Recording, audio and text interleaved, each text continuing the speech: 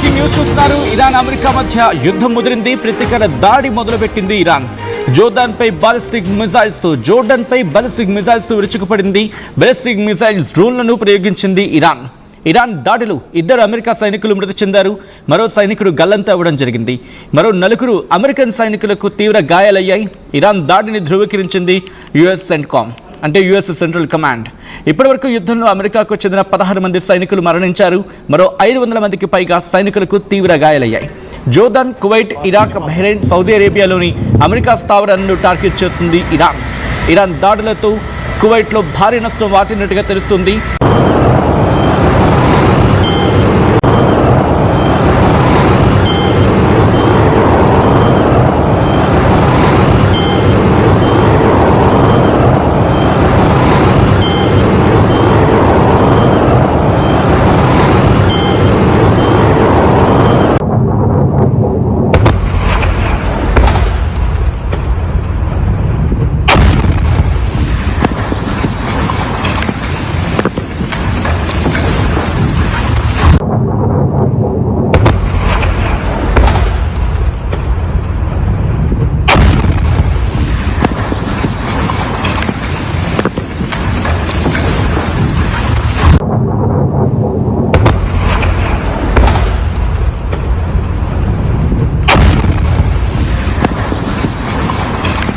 జోర్డాన్లో భారీ నష్టం వాటింది. జోర్డాన్లో అమెరికాకు సంబంధించి కీలకమైన మిలిటరీ బేస్ ఉంది. ఆ మిలిటరీ బేస్ మీద అటాక్ చేసింది ఇటు ఇరాన్. ఒకటే అంటూ ఉంది, ఒకవేళ అమెరికా కనుక 2-3 రోజుల్లో దీన్ని విరమించుకోకపోతే ఇటు గల్ఫ్ దేశాల్లో కావచ్చు, లేకపోతే పశ్చిమ దేశాల్లో ఒక్క స్థావరం కూడా లేకుండా ఇరాన్ వాటన్నిటిని ధ్వంసం చేస్తుందంటూ కూడా ఇరాన్ వార్నింగ్ ఇచ్చుకుంటూ వచ్చింది. అయితే దాడి మీద అమెరికా కూడా రియాక్ట్ అయింది. యుఎస్ సెంట్కామ్ చేసిన ట్వీట్ని మీరు చూస్తున్నారు ఆర్టీవీ స్క్రీన్ మీద. CENTCOM statement on recently fallen missing US service members అంటూ కూడా చెప్పుకొచ్చింది. మీరు చూడొచ్చు. On July 17, 2 US service members in Jordan were killed in action as US Central Command, CENTCOM, and partner forces defended against Iranian ballistic missile and drone attacks. Additionally, 1 service member is currently missing. 4 American service members were medically evacuated to Jordanian hospitals. They have since been discharged. Other personnel who were evaluated for minor injuries have returned to duty. Out of respect for families, CENTCOM will withhold additional information including the identities of fallen warriors until 24 hours after the next of kin have been identified అంటూ కూడా central command ధృవీకరించింది. దాడికి సంబంధించి first 2 paras చూస్తే మనకు అర్థమవుతుంది. US CENTCOM ఏం చెప్తుందంటే 2 service members, 2 సైనికులు జోర్డాన్లో జరిగిన అటాక్లో మరణించడం జరిగింది. దాంతోపాటు partner forces defended against Iranian ballistic missiles and drone attacks. అంటే ఇరాన్ ప్రయోగించిన ఆ బాలిస్టిక్ మిజైల్స్ని, డ్రోన్ అటాక్స్ని పార్ట్నర్ ఫోర్సెస్ అంటే జోర్డాన్ ఫోర్సెస్ వాటిని నియంత్రించడం జరిగింది. అయితే ఈ దాడిలో ఒకరు మిస్ అవ్వడం జరిగిందంటూ కూడా యుఎస్ సెంట్కామ్ చెప్పుకొచ్చింది. ఈ నేపథ్యంలో ఒకసారి దాడికి సంబంధించిన దృశ్యాలు మీరు చూస్తూ ఉన్నారు. బిఫోర్ కంటిన్యూ, ఈ కథను మిమ్మల్ని కాస్త కలవరపరచచ్చు, దీనికి సంబంధించిన జాగ్రత్తలు తీసుకోవాలని ఆర్టీవీ సూచించడం జరుగుతోంది. This is a disturbing content, viewer discretion is highly advised.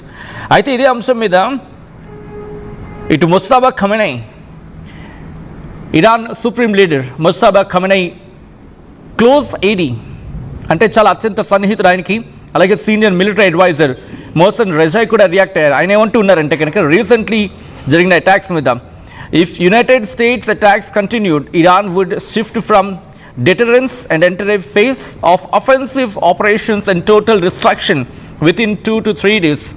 2-3 రోజుల్లోనే, అంటే ఇక్కడ ఆయన స్టేట్మెంట్ నేను చెప్పే ప్రయత్నం చేస్తున్నాను.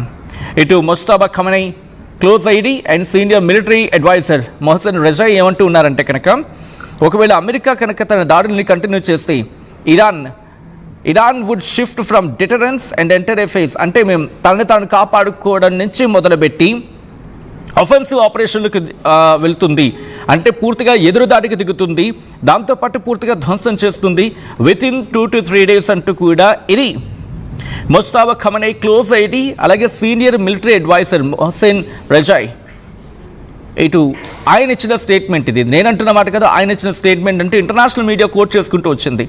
అంటే ఈ దాడులు మరింత ఉధృతం కాబోతూ ఉన్నాయి. దాంతోపాటు మీరు చూడొచ్చు ఒక వాటర్ ట్రీట్మెంట్ ప్లాంట్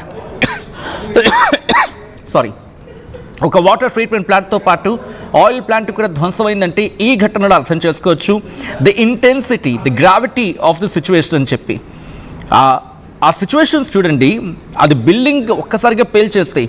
దీంతోపాటు నేను ఇరాన్ ఒకటి కోట్ చేయడం జరిగింది, ఒక ఇమేజ్ను చూపిస్తూ ఒక బ్రిడ్జ్ని ధ్వంసం చేసేస్తుంది అమెరికా.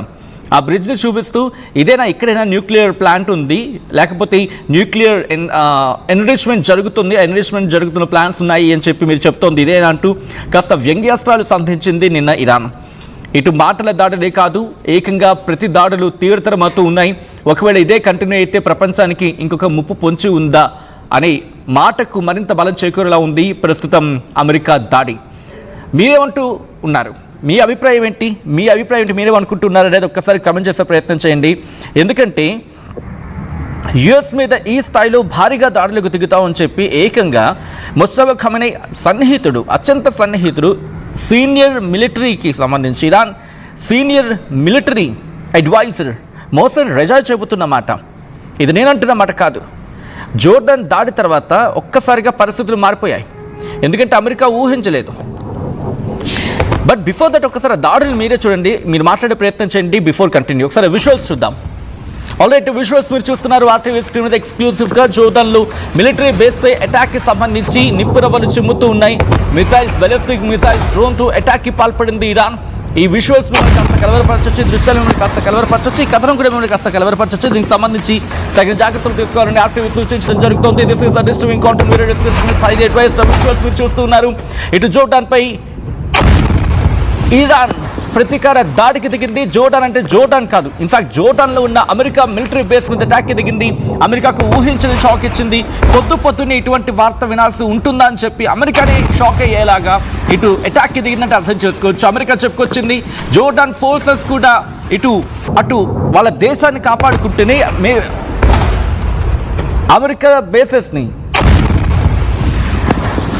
అమెరికా బేసెస్ని టార్గెట్ చేసింది. ఈ దాడిలోని 2 అమెరికా సైనికులు మరణించారు. దాంతోపాటు ఒకరు గల్లంతయ్యారు. ఈ ఘటన ప్రస్తుతం అమెరికా సెంట్రల్ కమాండ్ని కుదిపేస్తూ ఉంది. ఇటు ట్రంప్ని భారీగా కుదేలయ్యేలా చేస్తుంది. ఎందుకంటే అమెరికా సైనికులు మరణించడం అనే వార్త ప్రపంచానికి తెలుస్తుంది. ఎందుకంటే ఒకరు మరణించిన, 2 మరణించిన సైనికులు దట్టు అమెరికా చాలా సీరియస్గా తీసుకుంటూ ఉంటుంది. ప్రతీకార ఇచ్చతో రగిలిపోతూ ఉంటుంది. ఇప్పుడు అమెరికా ప్రతీకార దాడులకు దిగితే కనుక ఇటువంటి పరిస్థితులు ఉంటాయి. మనం చూసాం నిన్న చాబహార్ పోర్టుకు సంబంధించి ఒక టవర్ని పేల్చేస్తుంది. నిన్న ఆ దాడిని కంటిన్యూ చేయడం జరిగింది. వాళ్ళ ఇన్ఫ్రాస్ట్రక్చర్ని దాడి చేస్తూ వాళ్ళ ఇన్ఫ్రాస్ట్రక్చర్పై, ఇరాన్ ఇన్ఫ్రాస్ట్రక్చర్పై భీకర దాడులకు పాల్పడిన సందర్భం. ఈ నేపథ్యంలో ఇరాన్ ఒకటే వార్నింగ్ ఇస్తుంది, చాలు.